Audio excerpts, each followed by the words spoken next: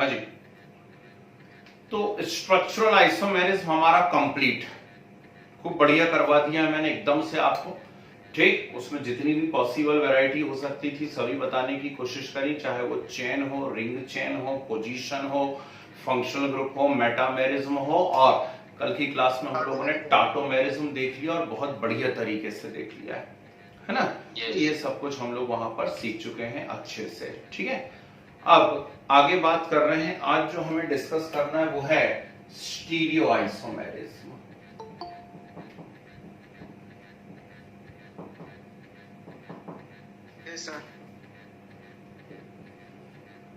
Stereo isomerism. अब stereo isomerism जो है, वैसे तो हमने देखा हुआ है, इसके भी कुछ टाइप हैं, कॉन्फिगरेशनल है और कन्फर्मेशनल है। कॉन्फिगरेशनल आइसोमेरिज्म जो है, कॉन्फिगरेशनल आइसोमेरिज्म के अंदर दो टाइप होते हैं, एक होता है ज्योमेट्रिकल आइसोमेरिज्म और एक होता है ऑप्टिकल आइसोमेरिज्म। दोनों ही बड़ी इंपॉर्टेंट है। ऑप्टिकल आइसोमेरिज्म बहुत लंबा है भाई, ये मान के चलिए करीब 2.5-3-4 घंटे तक जो है आपको ऑप्टिकल आइसोमेरिज्म चलता ही रहता है, क्योंकि इसमें काफी वैरायटी, बहुत सारी चीजें सीखनी रहती हैं। तो आज हम लोग सिर्फ ज्योमेट्रिकल आइसोमेरिज्म डिस्कस करेंगे। ठीक है, उसकी जितनी भी पॉसिबल वैरायटीज हैं वो सब मैं आपको बताने की कोशिश करता हूं ज्योमेट्रिकल आइसोमेरिज्म की, और फिर ऑप्टिकल का थोड़ा सा बेसिक बता दूंगा, है ना, क्योंकि ऑप्टिकल फिर हम अकेला पूरा नेक्स्ट क्लास में पढ़ेंगे एक साथ। तो स्टीरियो आइसोमेरिज्म क्या है और स्ट्रक्चरल और इनमें डिफरेंस क्या है। स्टीरियो आइसोमेरिज्म से मतलब है कि 3D स्पेस में अलग अलग स्ट्रक्चर यदि बन रहे हों, है ना, यानी कि 3 डायमेंशनल में कोई मॉलिक्यूल आ जाए और फिर उसके अलग अलग स्ट्रक्चर बनने लगे। आप जमीन पे लेट जाइए, ठीक, तो वहां पे आपकी अलग अलग आइसोमेरिज्म रहेगी, उसे मैं स्ट्रक्चरल आइसोमेरिज्म कहूंगा। अब आप खड़े हो जाइए जैसे मैं खड़ा हुआ हूं, है ना, और कोई भी डांस करना चालू कर दीजिए, योगा करना चालू कर दीजिए सुबह सुबह, तो आपकी अलग अलग पोजीशंस बनेंगी। आपकी ऐसी पोजीशन है, आपकी ऐसी पोजीशन, ऐसी पोजीशन है, तो आपका मॉलिक्यूलर फार्मूला सेम है, लेकिन 3D स्पेस में आपकी पोजीशंस अलग अलग बन रही हैं, और पोजीशंस अलग अलग बन रही हैं, तो इसे क्या कहा जाता है, स्टीरियो आइसोमेरिज्म कहा जाता है। ये बात होती है, ठीक है ना। अब स्टीरियो आइसोमेरिज्म में ध्यान रखना, ऑप्टिकल आइसोमर भी स्टीरियो आइसोमर कहलाएंगे और ज्योमेट्रिकल आइसोमर भी स्टीरियो आइसोमर कहलाएंगे, क्योंकि वो टाइप तो इसी के हैं। ठीक, तो स्टीरियो आइसोमेरिज्म के अभी जो हमें, फिर कंफर्मेशन हम अलग से पढ़ लेंगे। तो अभी जो हमको पढ़ना है, पहला हमें डिस्कस करना है ज्योमेट्रिकल आइसोमेरिज्म, और फिर हम नेक्स्ट क्लास में डिस्कस करेंगे ऑप्टिकल आइसोमेरिज्म। ओके, बहुत पुरानी बात है, एक चैप्टर हुआ करता था chemical bonding. Chemical bonding unit के अंदर एक हेडिंग आया करती थी डाइपोल मोमेंट। डाइपोल मोमेंट के अंदर चौथे या 5वें नंबर का एक एप्लीकेशन होता था।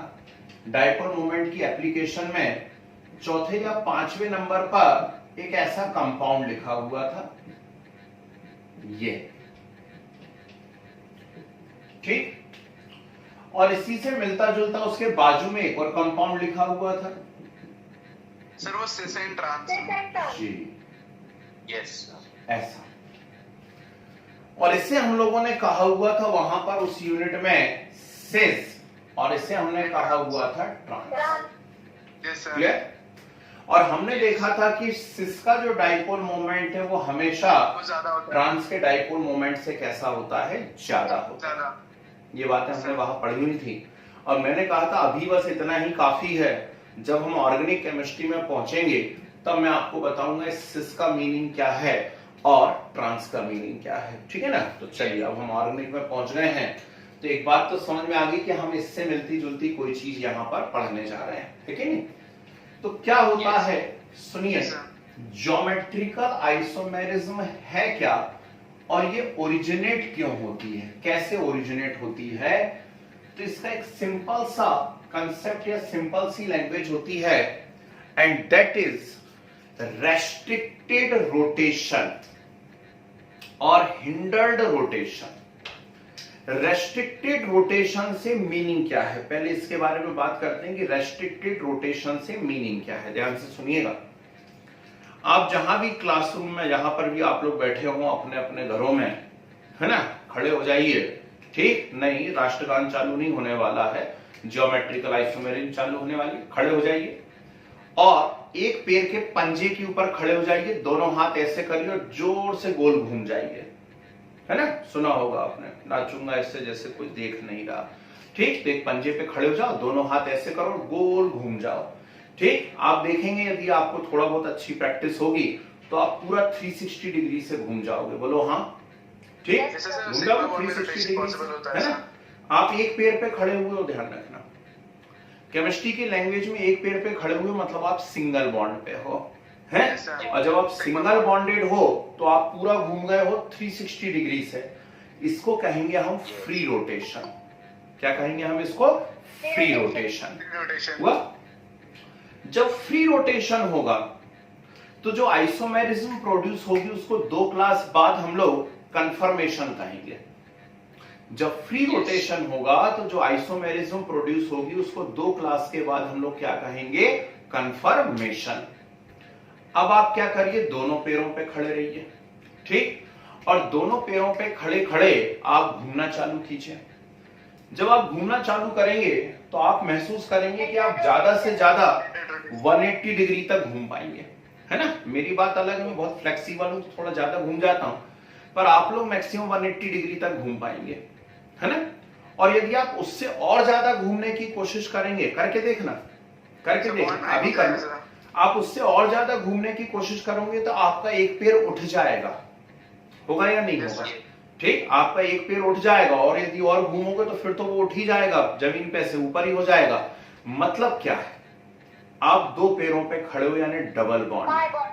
कौन सा बॉन्ड है? Double bond. और डबल बॉन्ड पे जब ग्रुप ज्यादा घूमने की कोशिश करते हैं तो वो मैक्सिमम 180 डिग्री तक ही घूम पाते हैं, मैक्सिमम 180 डिग्री तक ही घूम पाएंगे, उससे ज्यादा वो नहीं घूम सकते। ठीक, इसे कहा जाता है रेस्ट्रिक्टेड रोटेशन। फ्रोजन रोटेशन भी कहीं कहीं बुक में आपको टर्म लिखी हुई मिलेगी, या रेस्ट्रिक्टेड रोटेशन, है ना। तो सिंगल बॉन्ड में क्या हो जाता है? Free rotation. पर यदि डबल बॉन्ड से जुड़ी हुई चीज है तो डबल बॉन्ड के अंदर क्या होता है? रेस्ट्रिक्टेड रोटेशन होता है, ठीक है ना। और यदि आपने और ज्यादा घुमाने की कोशिश की, ठीक,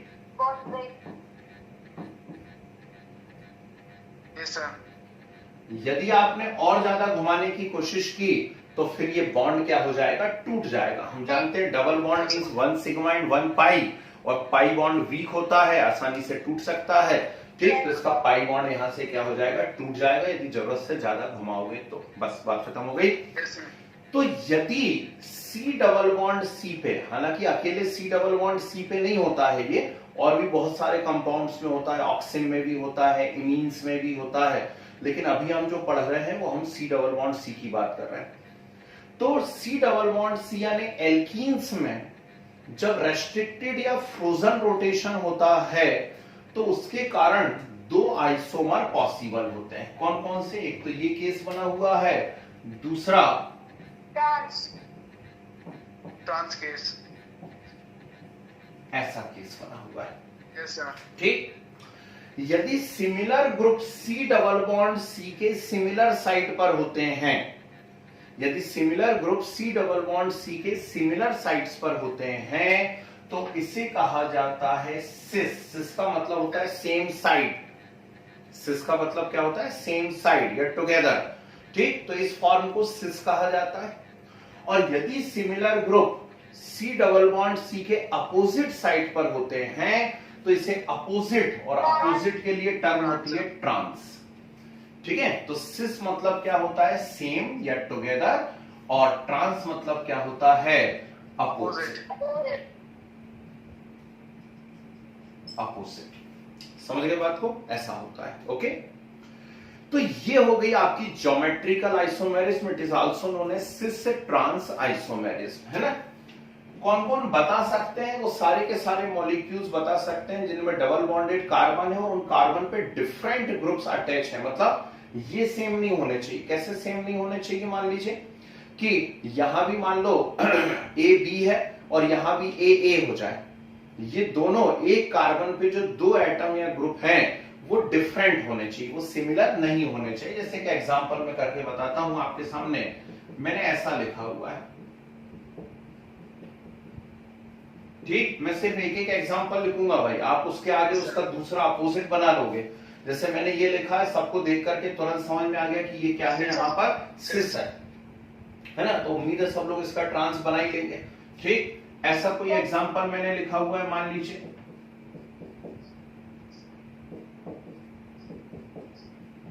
ये, तो ये कौन सा फॉर्म लिखा हुआ है, मैंने सिस फॉर्म लिखा हुआ है, आप इसका ट्रांस बना लेंगे, ठीक है ना। मैंने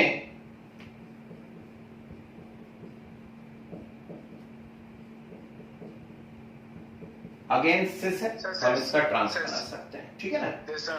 और यदि मान लीजिए यहां पर ऐसा आ गया,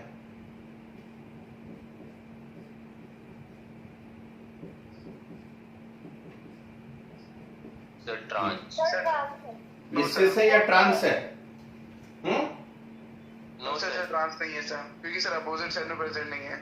ये कुछ भी नहीं है, ये ज्योमेट्रिकल आइसोमेरिज्म शो नहीं करेगा, ठीक है। मैंने क्या बोला उस बात को ध्यान से सुनिए, जो डबल बॉन्डेड कार्बन पे जो एटम्स जुड़े हुए हैं या ग्रुप जुड़े हुए हैं वो डिफरेंट होने चाहिए। यदि वो सिमिलर एटम या ग्रुप हो जाते हैं, जैसे यहाँ दोनों जगह मान लो CH3 हो जाता है ना, या ठीक, ये भी CH3 हो जाता, यहाँ भी CH3 हो जाता, तो ये भी ज्योमेट्रिकल आइसोमेरिज्म शो नहीं कर सकता है। अगली बात समझ में, ठीक है ना। तो ये छोटी सी बात है जो हमको मालूम होनी चाहिए। ढेर सारे इसके एग्जांपल्स बना करते हैं, और भी काफी चीजें बनती हैं। जैसे मैं यहाँ पर एक और एग्जांपल की बात करता हूं, ये है,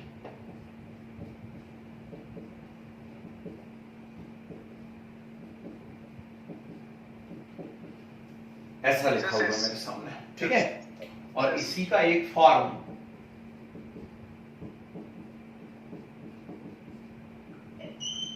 ट्रांस, ऐसा, ठीक। तो सबको समझ में आ रहा है, ये सिस है, और ये बाजू में जो लिखा हुआ है ये कैसा है, ट्रांस है, ठीक। इसको पहचानना जरूरी, ये काम की चीज होती है ना। ये जो सिस फॉर्म में हमको दिख रहा है, यूपीएससी मुझे मालूम है आप लोगों को आते बनाते, तो ये जो सिस फॉर्म में दिख रहा है इसका नाम है मैलेइक एसिड। क्या नाम है इसका, मैलेइक एसिड। और ये जो ट्रांसफॉर्म दिख रहा है इसका नाम है फ्यूमेरिक एसिड, ठीक। बहुत पूछते हैं कि which out the following is cis या which out the following is trans, ठीक। तो इसमें ध्यान रखना, मैलेइक एसिड जो है वो सिस फॉर्म होता है और फ्यूमेरिक एसिड जो है वो क्या होता है, ट्रांसफॉर्म होता है, ठीक। तो उम्मीद है ज्योमेट्रिकल आइसोमेरिज्म सबको समझ में आ गई। रेस्ट्रिक्टेड या फ्रोजन रोटेशन होता है C डबल बॉन्ड C पर, उसके कारण दो आइसोमर पॉसिबल होते हैं, सिस और ट्रांस, और ये इस प्रकार से बना करते हैं। क्लियर है? अब एक मिनट रुक जाए, है ना, अभी ऐसा कुछ पढ़ाया ही नहीं जिसमें डाउट होना चाहिए। अब यहां देखिए ध्यान से,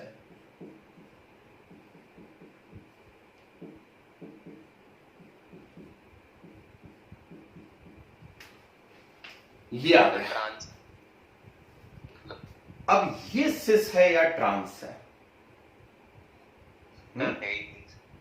नहीं है तो भाई, डबल बॉन्डेड कार्बन पर डिफरेंट एटम या ग्रुप अटैच है ना, बिल्कुल शो करेगा ज्योमेट्रिकल आइसोमेरिज्म, क्यों नहीं शो करेगा। सिमिलर नहीं होने चाहिए, दोनों Cl हो जाते या दोनों CH3 हो जाते इस वाले कार्बन पे, या ऊपर वाले कार्बन पे दोनों H हो जाते या दोनों CH3 हो जाते, तो शो नहीं करता, ये तो शो करता है, ठीक है ना।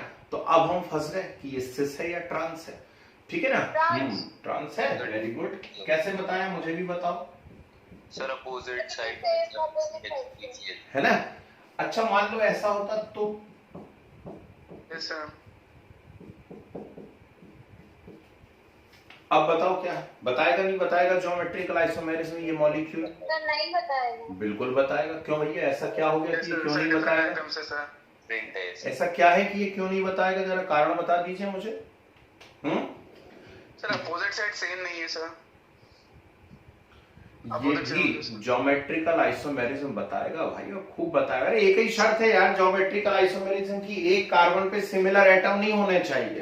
तो ये कहां सिमिलर है भाई, कहाँ है? डबल बॉन्डेड कार्बन पे सिमिलर नहीं होने चाहिए, कहाँ सिमिलर है? नहीं है सिमिलर। सिमिलर नहीं है मतलब बताएगा, खूब मजे से बताएगा, है ना।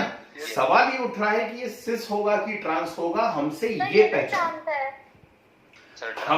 पहचानते नहीं बन रहा कि ये सिस होगा ट्रांस होगा, और हम नहीं पहचान पाएंगे क्योंकि अभी हमें मालूम ही नहीं है कि हम ज्योमेट्रिकल आइसोमेरिज्म के पार्ट 2 में एंटर हो गए हैं, और ज्योमेट्रिकल आइसोमेरिज्म का पार्ट 2 होता है इजेड आइसोमेरिज्म। क्या बोलेंगे हम उसको?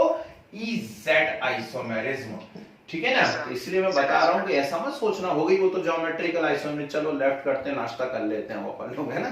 ठीक, अभी तो शुरू हुआ है भाई। इसका मैंने पहला टाइप आपको बताया है, that is cis trans isomerism. इसके बाद मैं आपको इसमें बताऊंगा इजेड आइसोमेरिज्म, फिर मैं आपको बताऊंगा सिन एंटी आइसोमेरिज्म, SYN और ANTI, सिन एंटी आइसोमेरिज्म। मतलब बहुत पार्ट बाकी है, तो चलो पहले इतने नोट्स बनाते हैं, फिर उसके बारे में बात करेंगे। डाली हेडिंग स्टीरियो आइसोमेरिज्म, हेडिंग डाली है स्टीरियो आइसोमेरिज्म, लिखे originate due to different positions of groups, originate due to different positions of groups or atoms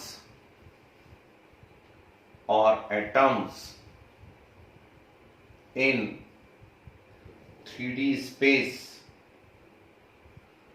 different positions or groups या atoms in 3D space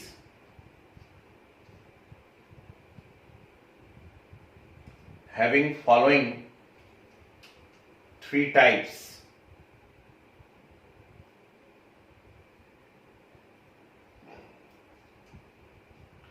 first heading डालिए geometrical isomerism.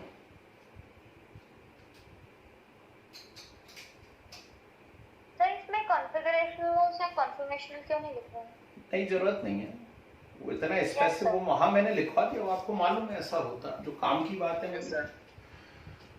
First heading डालिए geometrical isomerism, लिखे the isomerism which originate due to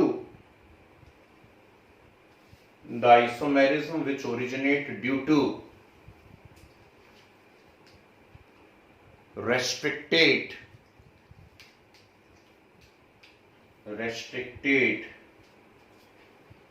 or frozen, FROZEN, or frozen rotation about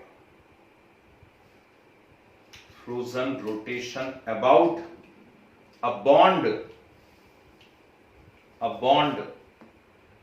in a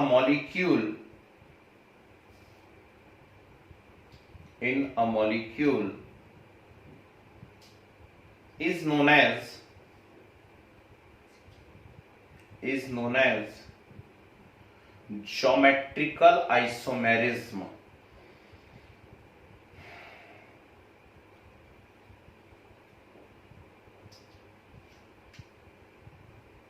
ठीक है, is known as geometrical isomerism. Arrow न लिखे the rotation about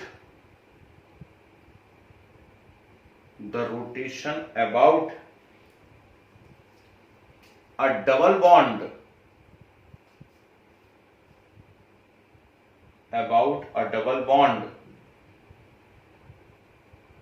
or about a single bond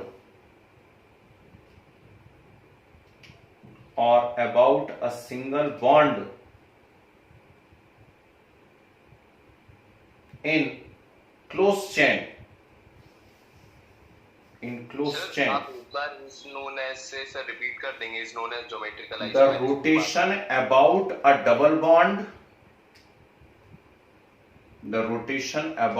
double bond or about a single bond in close chain,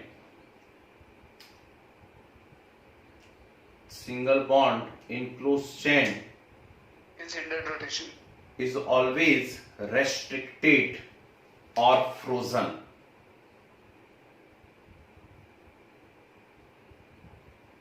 ठीक है, frozen.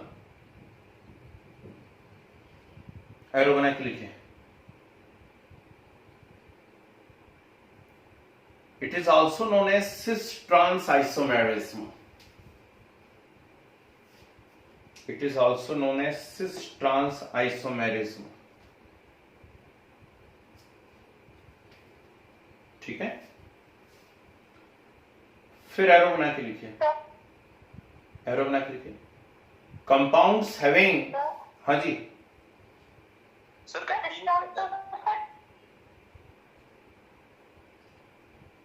कुछ भी सुनाई नहीं दिया, फिर से बोलो, जल्दी बोलो, क्या बोल रहे? अरे आवाज ही नहीं आ रही भाई। चल कोई बात। सर सिस्टम का टाइप था ज्योमेट्रिकल आइसोमेरिज्म का। हाँ तो सर लिखो, एरो बना के लिखो। कंपाउंड्स कंटेनिंग, जी बोले सर फिर से एरो बना के लिखना है। जी, खत्म हो गई क्या arrow?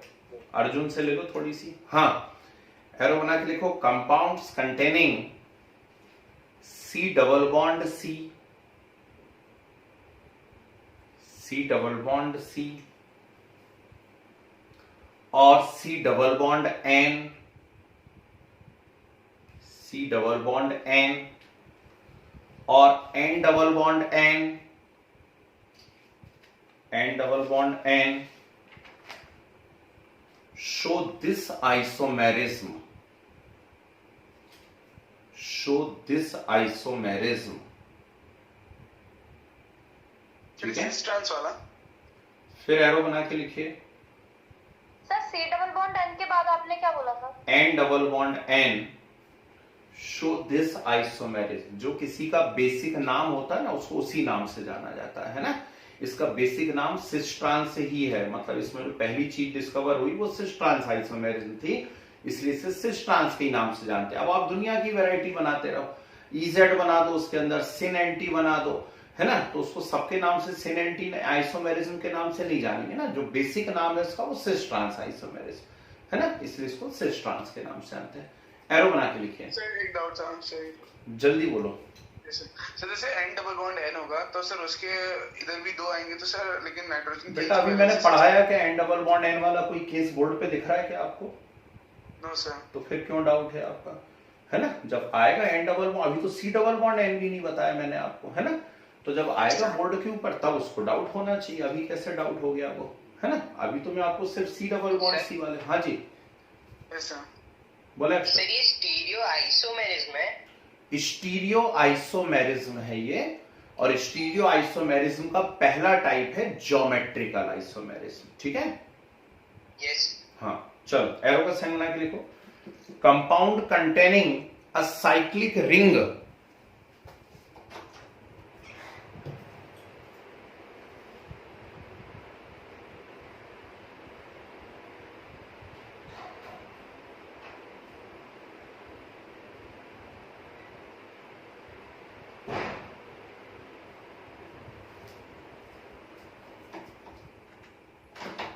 compound containing a cyclic ring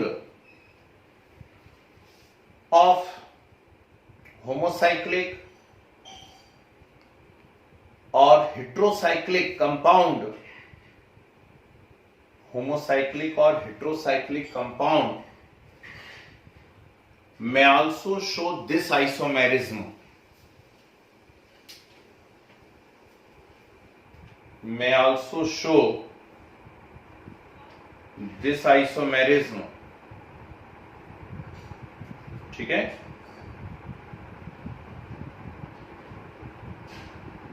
फिर एरो बना के लिखिए। कंपाउंड्स कंटेनिंग या हैविंग लिखो, compounds having restricted rotation restricted rotation about a single bond, about a single bond due to steric hindrance. कल बताया था स्टेरिक हिंड्रेंस क्या होता है, गाजर वाला example. Due to steric hindrance also show about a single bond due to steric hindrance also show this isomerism, also show this isomerism. Example, some biphenyls, example some biphenyls. ठीक है sir biphenyl, अरे दो benzene ring जुड़ी हो, जैसे naphthalene वगैरह है ना, नेफ्थलीन में दो बेंजीन रिंग जुड़ी होती है. चलिए हेडिंग डालिए जल्दी से. Conditions for geometrical isomerism, conditions for geometrical isomerism.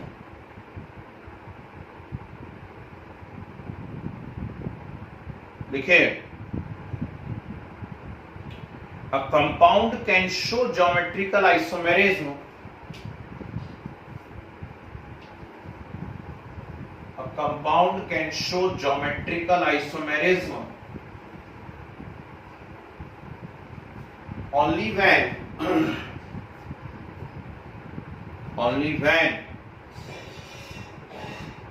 it fulfill following two conditions.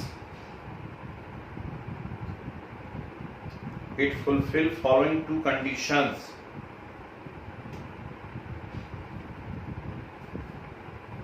First, there should be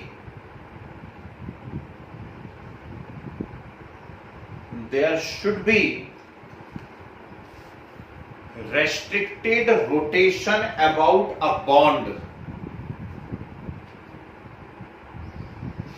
There should be restricted rotation about a bond. Second, बहुत इंपॉर्टेंट कंडीशन है second condition, both substituent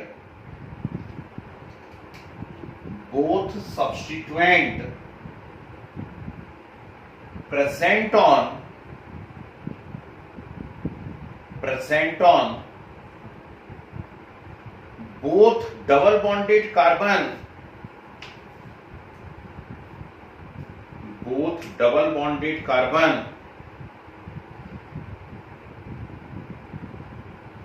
must be different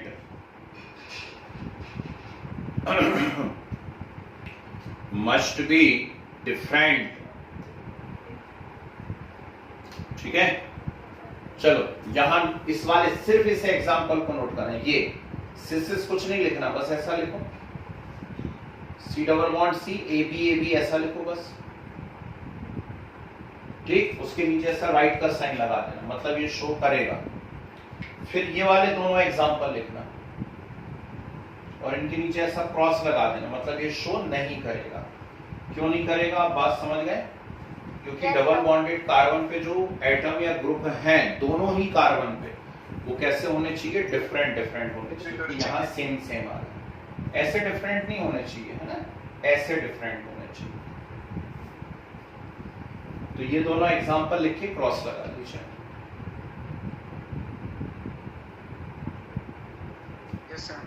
ठीक है. चलिए heading डालिए.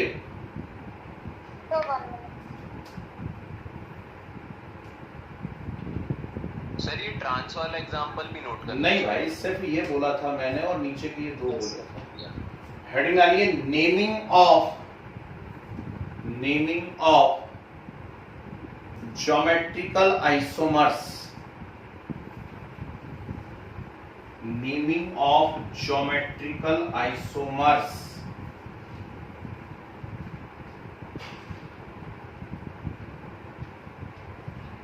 ठीक है, लिखिए first point लिखिए, when similar groups present at,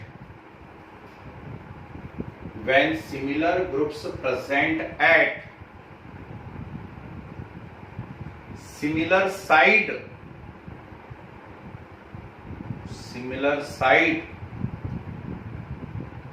of C double bond C, when similar groups present at similar side of C double bond C, the structure known as cis,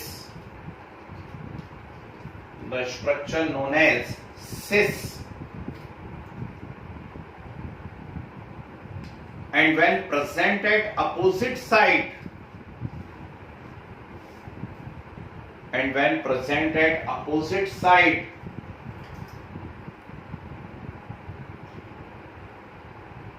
the isomer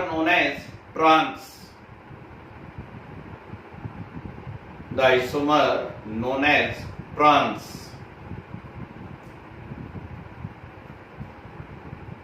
ठीक है जी। यहां देखिए board पे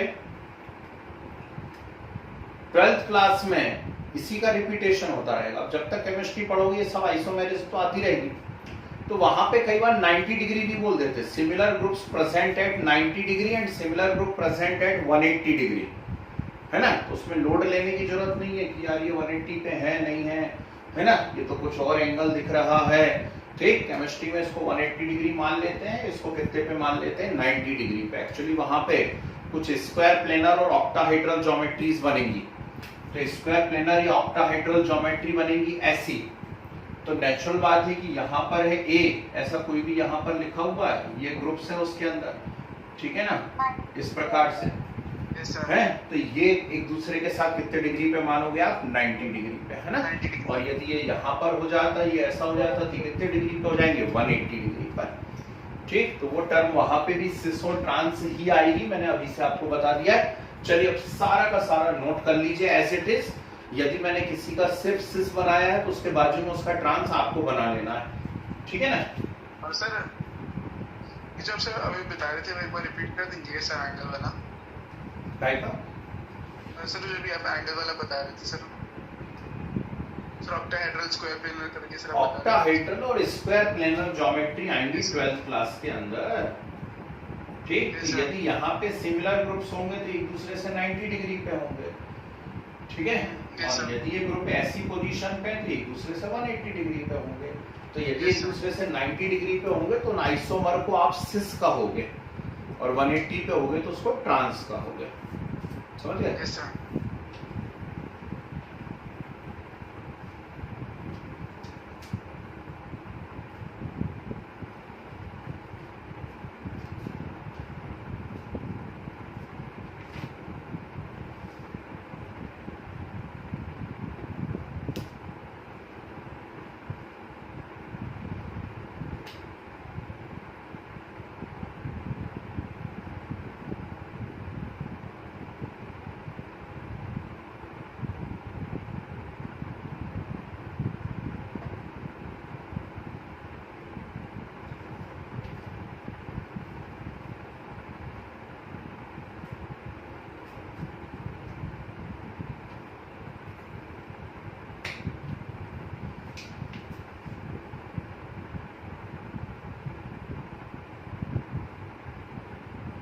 sir ये COH वाला भी करना है सब। Yes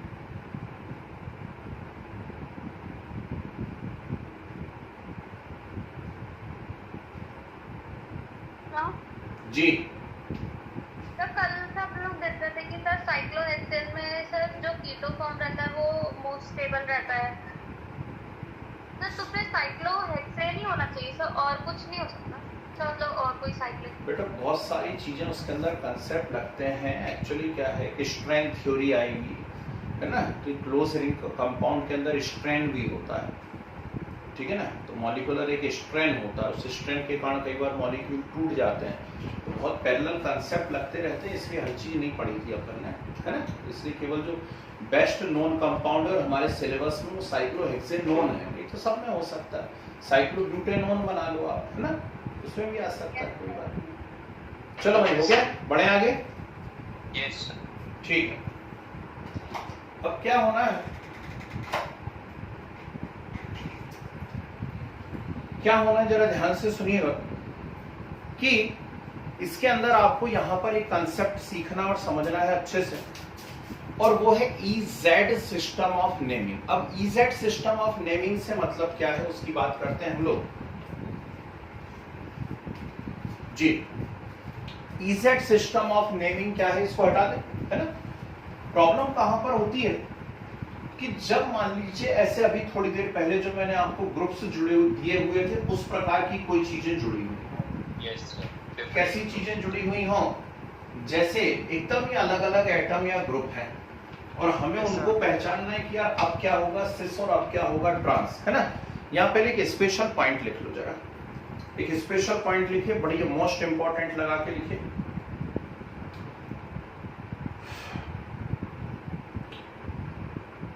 geometrical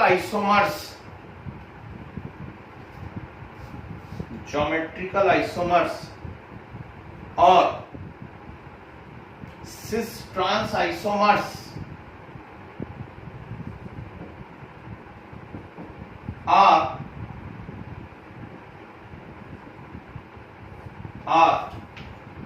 configurational isomer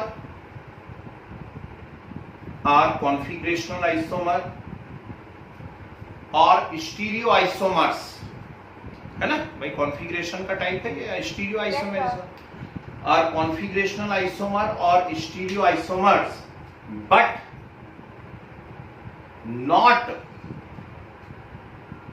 not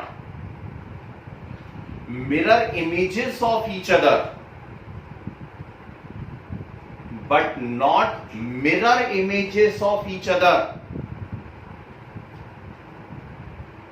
That's why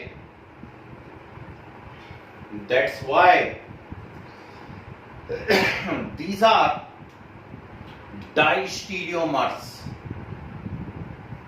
That's why these are distereomers. That's why these are distereomers. ठीक है, ये ऑप्टिकल आइसोमेरिज्म में आपको बात बताऊंगा, है ना। अभी आप सिर्फ टर्म लिख करके रख लीजिए, ऑप्टिकल आइसोमेरिज्म में आपको ये बात बताऊंगा, दो टर्म, एक डाइस्टीरियोमर होता है और एक होता है इनेंशियोमर्स। तो जो एक दूसरे की मिरर इमेज बनेंगी, हम उसको नेक्स्ट क्लास पढ़ेंगे, जो एक दूसरे की मिरर इमेज बनेंगी उनको हम इनेंशियोमर कहेंगे, और जो एक दूसरे की मिरर इमेज नहीं बनेंगी लेकिन फिर भी आइसोमर होंगे आपस में लेकिन मिरर इमेज नहीं होंगे, ठीक, उन्हें हम डाइस्टीरियोमर कहेंगे, है ना। और मिरर इमेज कैसी होती है, सबने मिरर देखा हुआ, उसमें कोई बात नहीं है। चलो आगे बढ़ो। अब मैं आ रहा हूं EZ सिस्टम ऑफ नेमिंग पर, ठीक। इसके रूल्स में अभी नहीं लिख पाऊंगा, सिर्फ मैं एक्सप्लेन कर रहा हूं, आप क्लास में हैं, आपको समझ में आना चाहिए। यहां देखिए, मान लीजिए ऐसा कोई कंपाउंड मुझे दिया हुआ और अब मुझसे पूछा गया कि ये सिस है या ट्रांस है ना। तो क्या होता है, पहले ये दो टर्म समझिए, ई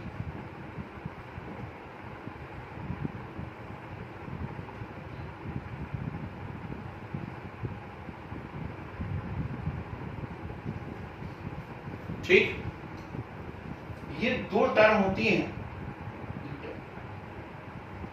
है ना, एंटजीजन एंड जुस्सेमैन। इसका क्या मतलब है, ये ग्रीक टर्म्स हैं और ये एंटजीजन का मतलब होता है अपोजिट, ठीक। अपोजिट मतलब क्या हो गया, ट्रांस। और जुस्सेमैन या जेड का मतलब होता है सेम, टुगेदर, सिस।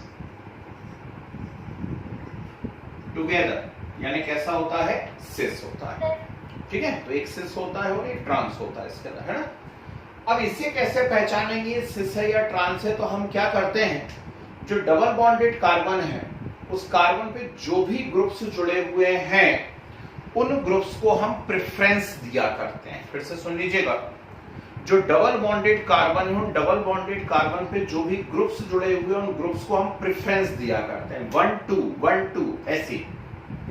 1 प्रेफरेंस किसको देते हैं, 1 प्रेफरेंस उसको देते हैं जिसका एटॉमिक नंबर हाई होता है। क्या बोला मैंने, 1 प्रेफरेंस उसको देते हैं जिसका एटॉमिक नंबर हाई होता है, लार्ज होता है, ठीक है ना। और 2 उसको देंगे जिसका एटॉमिक नंबर कम होता है। ठीक, यदि आइसोटोप आ जाए, मान लीजिए प्रोटियम आ गया और ड्यूटीरियम आ गया, अब एटॉमिक नंबर तो दोनों के 1 है, प्रोटियम का भी 1 एटॉमिक नंबर है, ड्यूटीरियम का भी 1 एटॉमिक नंबर है, तो फिर हाई प्रेफरेंस किसको देंगे, उस आइसोटोप को देंगे जिसका मास ज्यादा है। तो मास किसका ज्यादा है, ड्यूटीरियम का ज्यादा है, तो ड्यूटीरियम को हाई प्रेफरेंस मतलब 1 मिलेगा, ध्यान रखना, नहीं तो सोचो हाई प्रेफरेंस यानी 2 होता है। ठीक, फर्स्ट जो आता है वो फर्स्ट कहलाता है ना, तो वो हाई प्रेफरेंस है उसकी। ठीक है ना, किसी भी जॉब में हाई प्रेफरेंस किसको देंगे, जो फर्स्ट आया उसको या जो 10th आया उसको। ठीक, तो हाई प्रेफरेंस यहाँ पर क्या रहेगी, 1 रहेगी हाई प्रेफरेंस। अरे ये बात समझे, तो हम क्या करेंगे यहाँ पर, जैसे ये 2 चीजें जुड़ी हुई हैं, कौन कौन जुड़ा हुआ है, CH3 है और H है। अब CH3 है मतलब कार्बन है, सीधी सी बात है, कार्बन का एटॉमिक नंबर कितना है, ठीक है ना। तो कार्बन का जो एटॉमिक नंबर है वो है 6 और हाइड्रोजन का कितना है, 1 है। तो कार्बन का एटॉमिक नंबर 6 है, तो इसको कितनी प्रेफरेंस दोगे, 1, और हाइड्रोजन का 1 है तो इसको प्रेफरेंस कितनी दोगे आप, 2।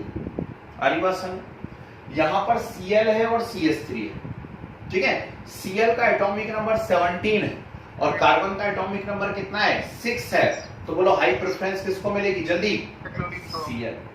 इसको लो प्रेफरेंस मिलेगी कितनी, 2। ये बात किसको समझ में नहीं आई, जल्दी से बोलो। एटॉमिक नंबर देखना, जब आप सीधे सिस और ट्रांस नहीं पहचान पाए तो उसमें कोई लोड लेने की बात नहीं है, टेंशन लेने की बात नहीं है, आपको प्रेफरेंस दे देनी है। हाई प्रेफरेंस किसको दोगे, जिसका एटॉमिक नंबर हाई है। एटॉमिक नंबर हाई है मतलब जिसका एटॉमिक नंबर कितना है, लार्ज, जैसे कि C और H जुड़े हैं, तो कार्बन का 6 था तो इसको हाई प्रेफरेंस 1 दे दी, हाइड्रोजन को कितनी दे दी, 2। यहाँ Cl और C जुड़े हैं, C मतलब CH3, उसमें C जुड़ा है, तो Cl का 17 है और कार्बन का 6 है, तो क्लोरीन को कितनी प्रेफरेंस मिलेगी, 1। ठीक है, अब ध्यान से देखो, सेम प्रेफरेंस वाले सेम साइट पर है या नहीं है, और सेम प्रेफरेंस वाले सेम साइट पर है मतलब ये सिमिलर है, सिस है, और सिस है मतलब सिस है यानी ये क्या है, Z है, ठीक है ना, मिट गया है, ठीक। तो ये कैसा है, Z है, तो इसके नीचे आप क्या लिख दोगे, Z। आई या नहीं आई बात समझ में, ठीक। इसका E बना लोगे आप लोग, E बनाने के लिए आप क्या करोगे, ठीक, किसी भी एक को उल्टा कर दोगे कॉन्फ़िगरेशन को, किसी भी एक कॉन्फ़िगरेशन को, दोनों को मत पलटा देना, है ना। तो अब जो है, जो सिमिलर प्रेफरेंस है 1 1 और 2, अपोजिट साइड पे आ ठीक, गए, ट्रांस 2, है ना, वो कहां पर आ गई है, अपोजिट साइड पर आ गई, मतलब ट्रांस हो गया, और ट्रांस हो गया मतलब ये कैसा केस बन गया, E। आई या नहीं आई बात समझ में, है ना। तो इसका रूल नहीं लिखवा रहा हूं, आप क्लास में बैठे हैं, आपको समझ में आना चाहिए कि 1 2 1 2 हमने क्या किया है, हमने प्रेफरेंस दी है, जिसका हाई एटॉमिक नंबर है उसको हाई प्रेफरेंस मिली है कितनी, 1 नंबर। क्लियर है बात, ठीक। तो हेडिंग डालो, EZ सिस्टम ऑफ नेमिंग।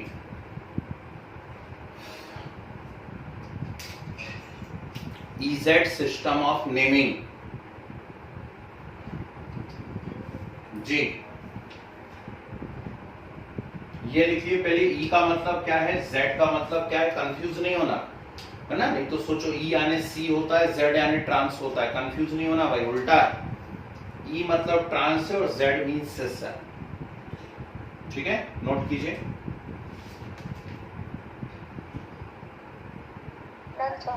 यार पहले स्पेलिंग सही लिखी थी मैंने, इसकी पहले स्पेलिंग सही लिखी थी, बाद में गलत कर दी, MMEN ही था वो, MMEN कर लेना है, खैर स्पेलिंग पूछेगा नहीं। ये एग्जांपल लिखे और कुछ केस दे रहा हूं, उसमें पहचान के बताओगे वो E है या Z है ना। चलिए,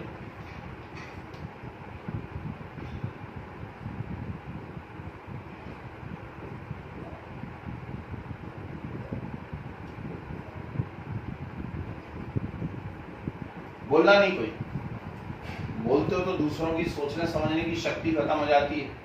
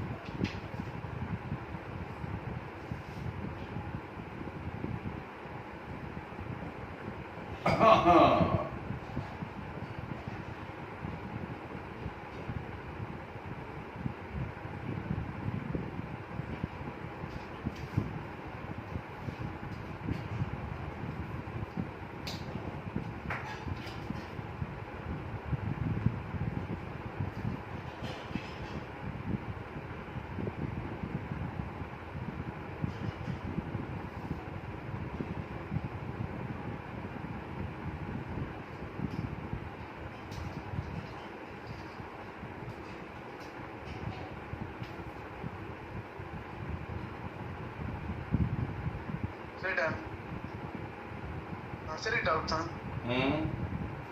सर, अपन पूरा नहीं लेते क्या? मतलब जैसे जो सबसे पहला एग्जांपल दिया था उसमें CH3 और Cl में से Cl को अपन ने फर्स्ट नंबर दिया था, तो सर ऐसे पूरा मास नहीं लेते कैसे? जैसे कार्बन का 6 और 6 + 3 कर देना 9 हो जाएगा सर। नहीं, फर्स्ट एटम को देखना है आपको। Yes sir. पूरा नहीं ऐड कर देना, नहीं तो ऐसे खिलवाड़ हो जाएगा। चलो आ जाओ। Br का 35, Cl का 1, तो Br को Cl का 17, तो Br को 1 और Cl को 2, आयोडीन का 53, फ्लोरीन का 9, तो 1 और 2, और सिमिलर प्रेफरेंस वाले अपोजिट साइड पर हैं, मतलब ये ट्रांस है, यानी क्या है? E है। बोलो हाँ, ठीक, चलिए पढ़ देखते हैं।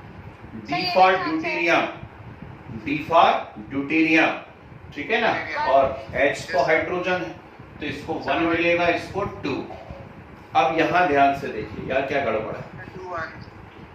ये कार्बन है और ये भी तो कार्बन ही है, तो फर्स्ट एटम कैसे हैं? सिमिलर है। ध्यान से सुनना अब इस रूल को, है फर्स्ट एटम यदि सिमिलर होते हैं, मतलब सेम एटॉमिक नंबर वाले हैं, तो फिर नेक्स्ट एटम देखा जाता है और उससे कंपेयर किया जाता है, ठीक। तो यहां पे C है फर्स्ट एटम, तो नेक्स्ट एटम कौन है? H है, नेक्स्ट एटम H, और उसका एटॉमिक नंबर कितना है? 1। यहां फर्स्ट एटम C है और नेक्स्ट एटम भी C ही है ना। अरे C बॉन्ड C का कंपाउंड है नहीं, C2H5, ये मत बोलना नेक्स्ट एटम H होता है। ये कंपाउंड तो एल्केन का था ना, तो एल्केन तो CC होते हैं, CH थोड़ी ना, ठीक। तो अगर फर्स्ट एटम C और नेक्स्ट एटम भी इसमें कौन है? C, और उसका एटॉमिक नंबर कितना है? 6, जबकि यहाँ नेक्स्ट एटम कौन था? H, उसका एटॉमिक नंबर कितना था? 1। तो बोलो हाई प्रेफरेंस किसको मिलेगी? इसको, तो इससे 1 मिलेगी और इससे 2 मिलेगी। अगेन हाई प्रेफरेंस वाले अपोजिट साइड पर हैं, और हाई प्रेफरेंस वाले अपोजिट साइड पर हैं, मतलब ये भी कौन है? E है। Yes sir. भाई बात समझ में, ठीक है। नेक्स्ट यहां देख, Cl को 1 मिलेगा, बिल्कुल साफ है, हाइड्रोजन को 2 मिलेगा। पर जब मैं यहां बात करता हूं तो पहला एटम C है, यहां भी पहला एटम C है, फंस गए, ठीक। तो फिर अब क्या करेंगे? नेक्स्ट एटम देखेंगे, और इसमें C से नेक्स्ट एटम, फिंगर देखो, इसमें C से नेक्स्ट एटम O अटैच है, और यहां C से नेक्स्ट एटम C अटैच है, ठीक। तो O का एटॉमिक नंबर 8 है, जबकि C का एटॉमिक जो नेक्स्ट C है उसका एटॉमिक नंबर 6 है। तो हाई एटॉमिक नंबर किसका है? O का है, तो इसको हाई प्रेफरेंस मिलेगी, और हाई प्रेफरेंस कितनी होती है? 1, ठीक। इसमें बहुत से बच्चे कंफ्यूज होते हैं, ध्यान रखना भाई। तो हाई प्रेफरेंस 1 होती है, नहीं तो सोचो 2 है ना, सेकंड आए तो क्लास में वो सेकंड ही कहलाता है ना, लो प्रेफरेंस है वो, ठीक। तो सिमिलर प्रेफरेंस वाले सिमिलर साइड पर है, मतलब कैसा है ये? सेकंड। गुस्सा दिमाग के अंदर, कोई दिक्कत तो नहीं। चलिए थर्ड लिखिए, सिन एंटी सिस्टम, SYN और ANTI, सिन एंटी सिस्टम।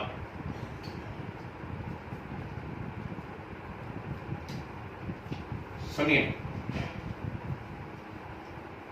अब क्या होता है SYN और ANTI, सिन एंटी। अब क्या होता है, बहुत ध्यान से सुनना है और समझना है। हमारे पास मान लीजिए कोई एल्डिहाइड है,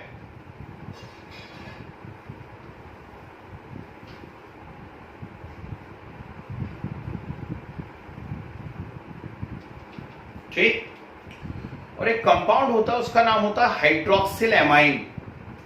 हाइड्रोक्सिल एमाइन का फॉर्मूला होता है NH2OH।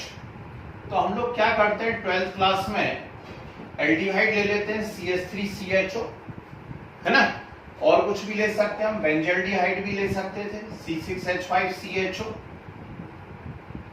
और इसकी हाइड्रोक्सिल एमाइन से रिएक्शन करवा देते हैं। हाइड्रोक्सिल एमाइन का फार्मूला क्या है, NH2OH। NH2OH। तो उस NH2OH को कैसा लिखा जाता है, तो NH2OH को ऐसा लिखा जाता है उल्टा करके, म्यो। NH2OH को ऐसा उल्टा करके हम लिखते हैं, है ना। ये बहुत सिंपल रिएक्शन है, 12th लेवल पे जाओगे तो आप ऐसी खेल खेल में कर लोगे। और जैसे ही रिएक्ट करते हैं, पहचानना कौन निकल गया, जल्दी पहचानो सर। वाटर। वाटर तो निकल गया, वाटर। जो बचा उसको एज इट इज लिख दीजिए, ठीक। क्या बचा, hydrolysis. CH3CH double bond NOH, CH3CH double bond NOH। यहां क्या बचा sir, C6H6 C6H5CH double bond NOH बचा। ये जो कंपाउंड बने हैं, इन कंपाउंड में जिसमें C डबल बॉन्ड NOH होता है, इन्हें ऑक्सिम कहा जाता है, ठीक। ऑक्सिम, वो एसिटल्डिहाइड को ऑक्सिम एसिटल्डोक्सिम कहलाता है, और बेंजल्डिहाइड को ऑक्सिम बेंजोल्डोक्सिम कहलाता है, या बेंजल्डोक्सिम कहलाता है, ठीक है ना। वो छोड़ो, आप तो इसको ऑक्सिम कहोगे, है ना। अब ऑक्सिम में क्या होता है, यहां देखिए सब लोग, CH3CH डबल बॉन्ड NOH और CH3CH डबल बॉन्ड NOH, ऐसा बनेगा। आप चाहें तो CH3 की जगह C6H5 लिख लीजिए, एक ही बात है ना, C6H5CH डबल बॉन्ड NOH। तो जब किसी ऑक्सिम में H और OH सेम साइड पर होते हैं, क्या बोला मैंने, जब किसी ऑक्सिम में H और OH सेम साइड पर होते हैं, तो ऐसे ऑक्सिम को सिन कहा जाता है। क्या कहा जाता है, सिन, है ना। और जब H और OH अपोजिट साइड पर होते हैं, तो इसे एंटी कहा जाता है, ठीक। तो ये है सिन और ये है एंटी। अगली बात सर में, सिमिलर रिएक्शन हम लोग कीटोन के साथ भी कर सकते थे। कीटोन है, ठीक है ना। इस कीटोन की हाइड्रोक्सिल एमाइन से रिएक्शन करवा दिया आपने। कोई दूसरा कीटोन लेता हूं, थोड़ा बड़ा ले लेता हूं, ऐसा, ठीक है। अब क्या होने वाला है, सेम, यहां से पानी निकल गया। अब पानी निकल गया, जो बचा इसको लिखो, क्या बचा, CH3C2H5 डबल बॉन्ड NOH। ये बना, ये भी ऑक्सिम है, कीटोन का ऑक्सिम है, कीटोक्सिन कहलाता है, ठीक है, तो ऑक्सिम ही। अब क्या करेंगे, इसके भी दो पॉसिबल स्ट्रक्चर होंगे। Yes sir.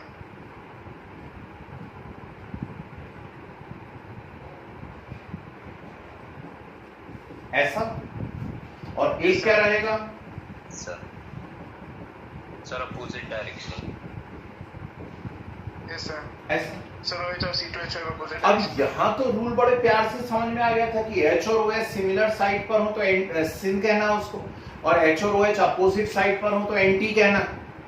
यहां क्या करेंगे, तो यहां पे जो ग्रुप OH की तरफ होता है ना, जो ग्रुप OH की तरफ होता है उसके अकॉर्डिंग नाम बोलते हैं। कैसे, ध्यान से सुनना, सिन, इथाइल मिथाइल कीटोक्सिन, सिन इथाइल मिथाइल कीटोक्सिन, इसका मतलब क्या है कि इथाइल जो है वो OH की तरफ है। इसको कहेंगे हम एंटी इथाइल मिथाइल कीटॉक्सिन। मतलब इथाइल जो है वो OH के कैसा है, अपोजिट साइड पे। भाई इसका नाम क्या है, इसका नाम है इथाइल मिथाइल कीटॉक्सिन। पहले ई बोलोगे फिर एम बोलोगे ना। अब इथाइल और OH एक ही साइड पर है, तो इथाइल और OH एक ही साइड पर है, तो इसको क्या कहा जाएगा, सिन इथाइल मिथाइल कीटॉक्सिन। और इसको क्या कहोगे, एंटी इथाइल मिथाइल कीटॉक्सिन। आई कुछ बात समझ। तो नाइट्रोजन कंटेनिंग कंपाउंड में ना EZ से बोला जाता है ना सिस्ट्रान से बोला जाता है। यहां एक नई टर्मिनोलॉजी यूज होती है, that is syn and anti. Okay, ठीक, लिखवा देता हूं, लिख लीजिए।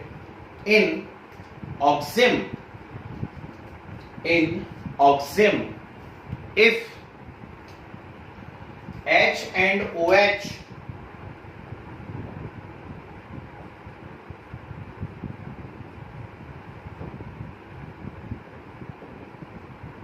if N and OH, क्या बोल दिया, H and OH present at same site,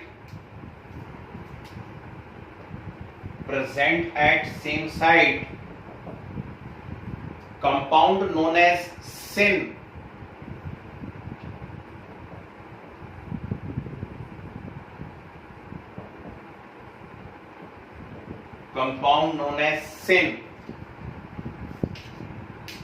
and if present at opposite side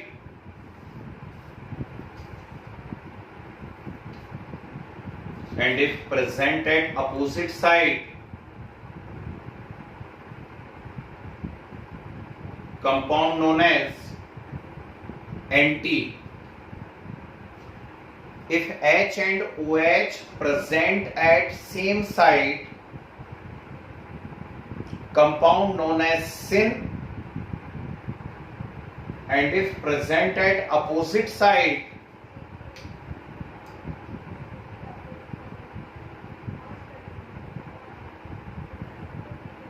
compound known as anti. ठीक है, फिर एरो बना के लिखिए। इन कीटॉक्सिम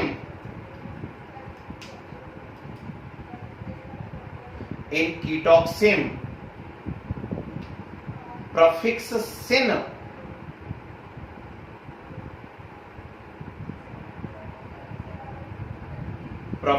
sin and anti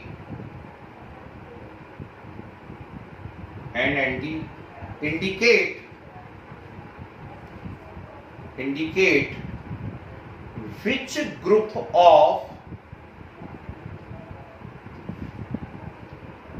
which group of ketoxim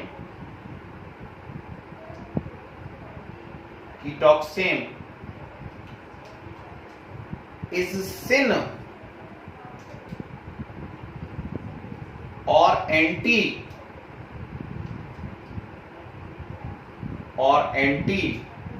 to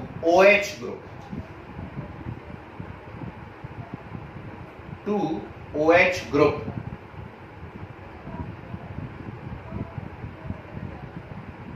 ठीक है। जल्दी से नोट करिए 2 मिनट के अंदर जरा।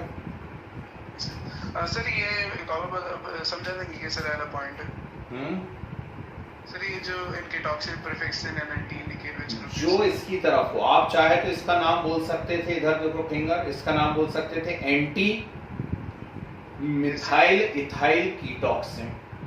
पहले फिर मिथाइल बोल देते हैं, है ना, अल्फाबेट फिर यूज करने तक। एंटी का मतलब क्या होगा कि मिथाइल और OH एक दूसरे के एंटी हैं। सिन इथाइल मिथाइल मैंने बोला है, तो इसका मतलब है कि इथाइल और OH एक दूसरे के साथ सिन है, समझे। सर ये जो सेकंड वाला इसका ऐसे बोल सकते हैं कि सर सिन कैसे बोलोगे भाई, सिन मिथाइल बोलोगे पहले ना, फिर ये सिन मिथाइल बोलो, सिन मिथाइल इथाइल कीटॉक्सिन। हाँ जी, क्या बोल रहे हैं सर? नेमिंग एक बार और बता देंगे सर।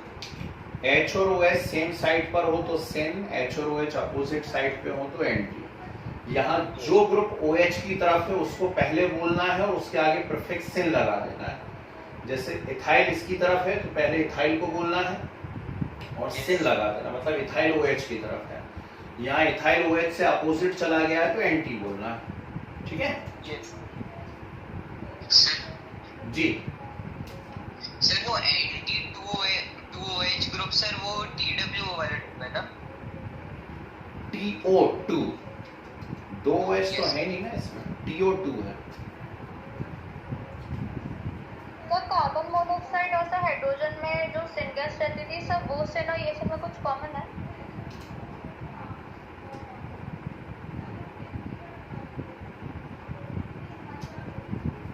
यस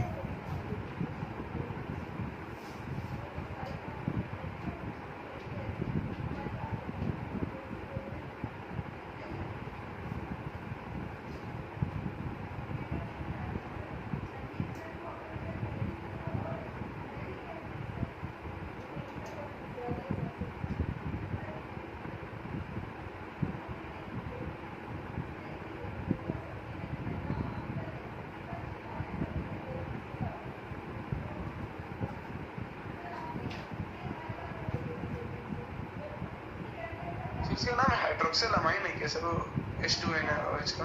जी NH2OH है, वो H2N लिखते हैं Yes, उसको, sir. NH2OH है हाइड्रोक्सिल एमाइन।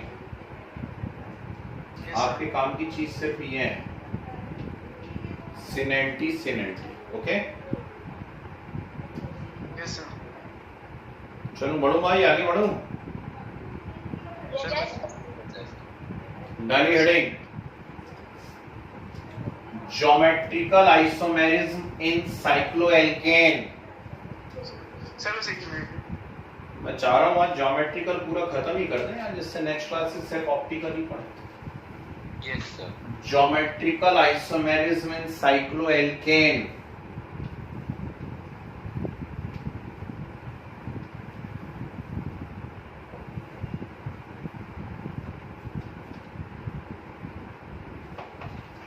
सर साइक्लोएल्केन जी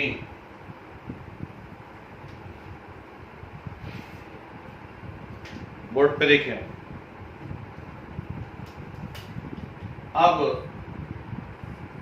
वैसे तो आप लोग समझदार हैं,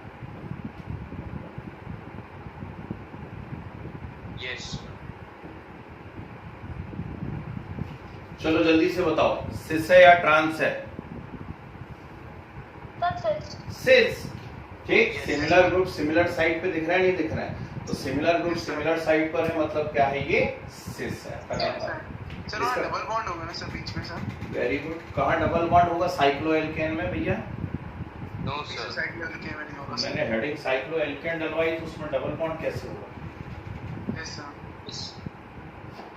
है ना जी। पर सर उनका मूवमेंट तो रिस्ट्रिक्टेड होगा ना सर, मतलब इसका ट्रांस आप बना लेंगे। चलो इसे पहचानो सिस है या ट्रांस है, जल्दी बोलो। सर सिस है, ठीक है ना? तो इसका ट्रांस आप बना लेंगे, ठीक।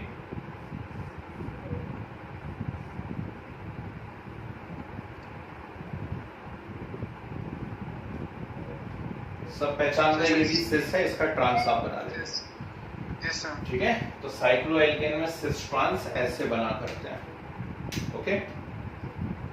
Yes sir. सर आपका वाला ट्रांस है? सिस है ना, मैंने कहा ट्रांस आप बना लेंगे। यस सर डायरेक्ट यही बना ली।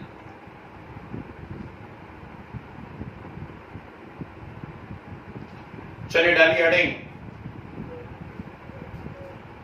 Physical properties of geometrical isomer. इनको ऐसा कैसा घोंट लेना भैया। Physical properties of geometrical isomers. First सारे पॉइंट मोस्ट इंपॉर्टेंट है, मतलब ज्योमेट्रिकल आइसोमेरिज्म से ज्यादा इंपॉर्टेंट उसकी फिजिकल प्रॉपर्टीज है, याद रखिएगा। बिल्कुल मोस्ट इंपॉर्टेंट लगा लीजिए, लिखिए first point. First point, the melting point of trans isomer. The melting point of trans isomer is always more than cis isomer. trans isomer is always more than cis isomer,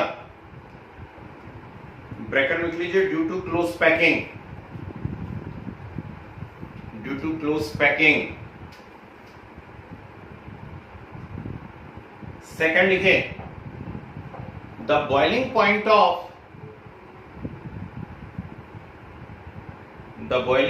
of cis isomer, the boiling point of cis isomer is always greater than trans isomer. Trans isomer, small bracket में लिख लीजिए, due to more polarity, due to more polarity. Next लिखिए, the dipole moment of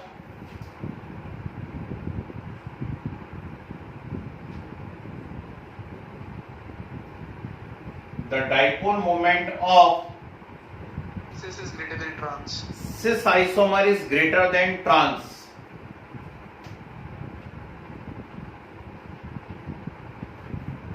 The dipole moment of cis is greater than trans. ठीक है। Next,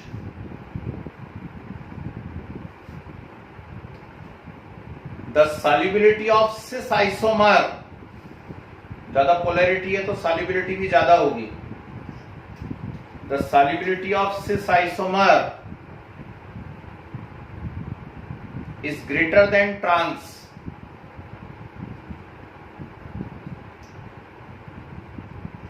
Is greater than trans.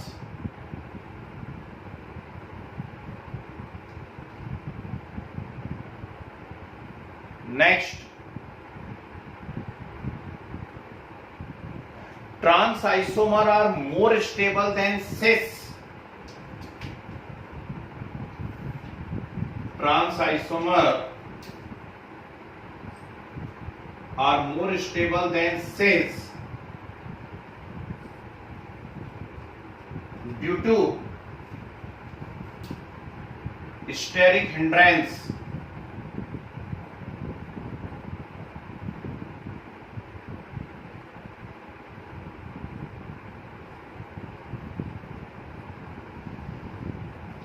Due to steric hindrance. Last, cis and trans isomer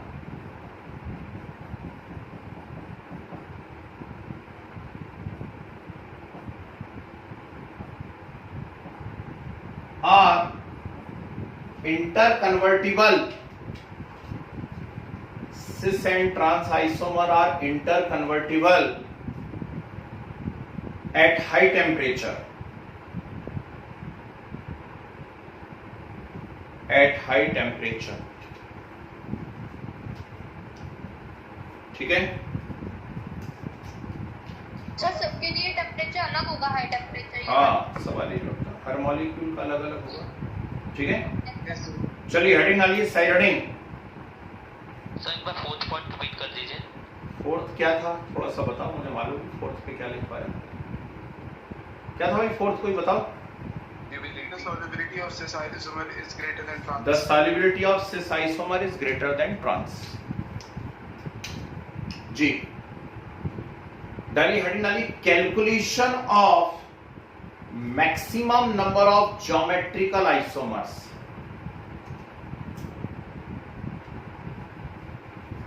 calculation of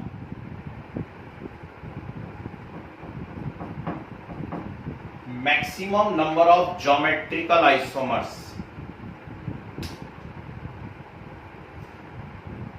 ठीक है, इसमें पहली condition लिखिए, if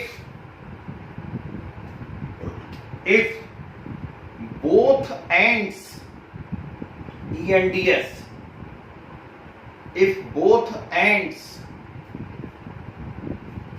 of alkene are different, if both ends of alkene are different, then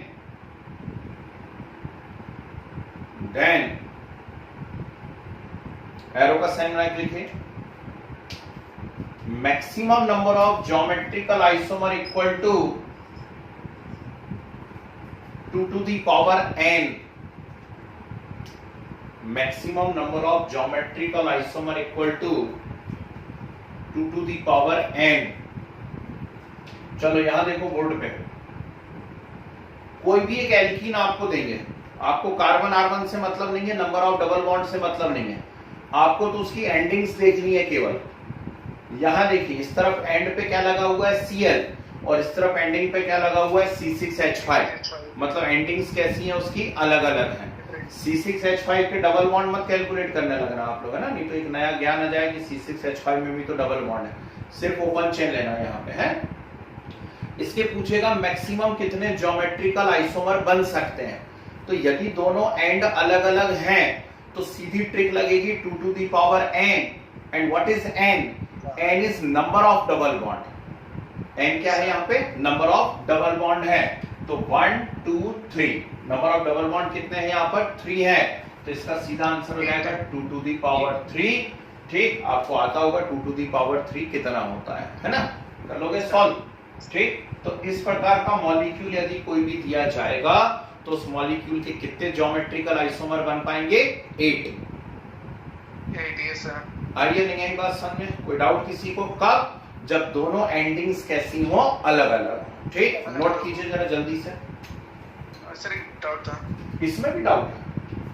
अच्छा बताओ sir, कैसे बनेंगे तो ये शो कैसे करेंगे, मतलब कि कैसे कैसे होंगे सर? आप सोचो भाई, एक बार सिर्फ इतने वाले पोर्शन पे सिस ट्रांस बनेगा क्या, है ना, फिर इस वाले पोर्शन पे बनेगा, इस पे बनेगा, इस पे बनेगा, इस पे बनेगा, सब पे अलग अलग सिस ट्रांस बनेंगे। ठीक है ना? Yes sir. चलिए हो गया, केवल इतना नोट करना।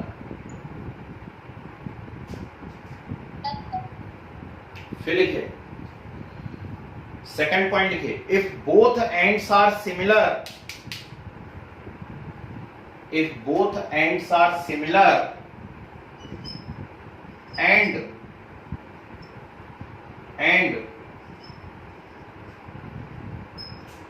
even number of double bonds are present,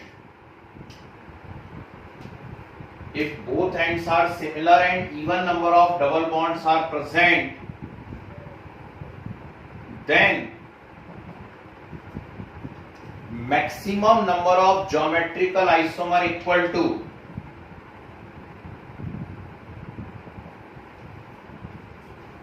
maximum number of geometrical isomer equal to, ये ट्रिक लिखिए, MGI मतलब maximum geometrical isomer 2 to the power n minus 1 plus 2 to the power n by 2 minus 1, 2 to the power n by 2 minus 1। Yes sir.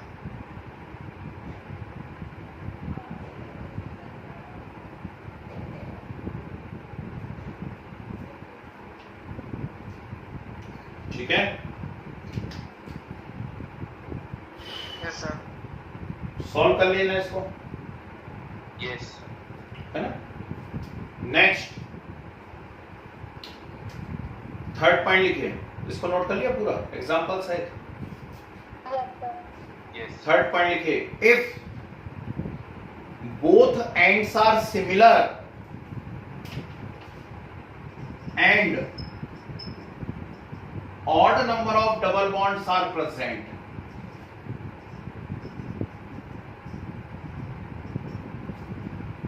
and odd number of double bonds are present, then maximum number of geometrical isomer will be, then maximum number of geometrical isomers will be. ठीक, पहले formula लिखिए, उसके बाद example note करके और note कर लीजिए, है ना। एन यहाँ क्या होता है, नंबर ऑफ डबल बॉन्ड्स होते हैं। ठीक है जी, तो ये फिनिश हुआ भाई हमारा ज्योमेट्रिकल आइसोमेरिज्म। बेहतरीन आइसोमेरिज्म है, बड़ी इंपॉर्टेंट है, ठीक है ना, और जगह जगह आपको काम आती रहेगी, तो अच्छे से कंसंट्रेट होकर के इसको समझें, नोट्स बनाएं। यदि नहीं बना पाए हो तो अच्छे से एक बार बढ़िया तरीके से नोट्स बना लें इसके। नेक्स्ट क्लास में हम लोग ऑप्टिकल आइसोमेरिज्म पढ़ाने जा रहे हैं। ठीक, यहां लिखा है Cl, C double bond C, Cl है, फिर C डबल बॉन्ड C, फिर C डबल बॉन्ड C, फिर C डबल बॉन्ड C। 3 बार डबल बॉन्ड है और दोनों कॉर्नर पर Cl लगे हैं, तो odd number of double bond है, तो ये ट्रिक लगेगी। 2 to the power n minus 1 plus 2 to the power n plus 1 by 2 minus 1। ठीक है, तो ये पावर में -1 है और फिर 2 में -1। n plus 1 by 2 minus 1 ना भाई, n plus 1 करके उसको इवन नंबर में चेंज करोगे, इवन नंबर 2 से डिवाइड हो जाएगा। ठीक, फिर उसमें से -1 कर दोगे। ओके, चलिए भाई, तो नेक्स्ट क्लास में हम लोग सीखेंगे ऑप्टिकल आइसोमेरिज्म, बहुत इंपॉर्टेंट है, ध्यान रखें एब्सेंट ना हो। ठीक है ना, चलो आज की सवाब समाप्त करते हैं, है ना। जाइए, खुशियां मनाइए, घूमिए फिरिए। ठीक है, बोलिए। हाँ भैया, सर वो हेडिंग क्या थी sir, physical property of physical property of geometrical isomers.